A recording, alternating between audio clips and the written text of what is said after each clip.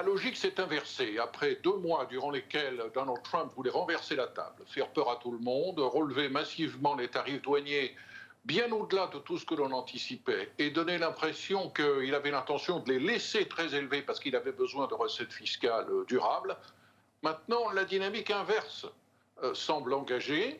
On commence par le Royaume-Uni, on va y revenir, et puis il y a ce que Scott Bessent lui-même et Donald Trump, il y a quelques minutes dans le bureau ovale, appelle le deal. Le deal avec la Chine, c'est extraordinaire. C'est un deal qui consiste à dire qu'on va négocier un deal. Revenir presque au statu quo ex ante et présenter comme une victoire. Bon, tant mieux, cela veut dire que peut-être Donald Trump est revenu sur sa conviction selon laquelle les tarifs douaniers étaient la réponse à tous les problèmes. Et on va voir, en tout cas, la réaction immédiate des marchés est très positive. Alors, ce premier deal chronologiquement qui a été annoncé avec le Royaume-Uni était probablement le plus facile à négocier parce que le Royaume-Uni affiche un déficit commercial avec les États-Unis de l'ordre de 12 milliards de dollars. Rien à voir donc avec les énormes surplus que l'on connaît avec la Chine, la Corée ou le Japon par exemple. Et puis on parle la même langue dans tous les sens du terme.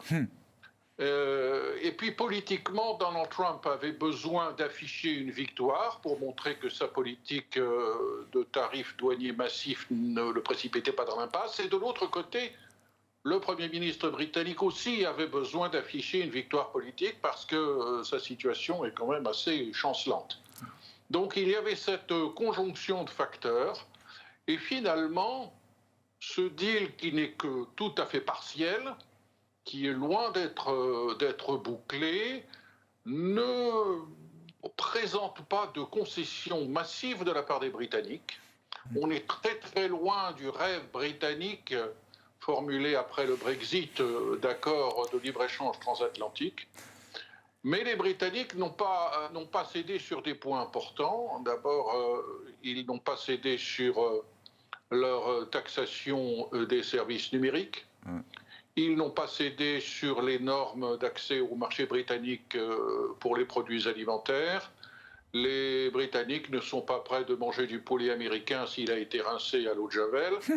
Je dis cela avec une pointe d'ironie parce que moi j'en mange presque toutes les semaines et vous voyez, ça ne m'a pas rendu malade.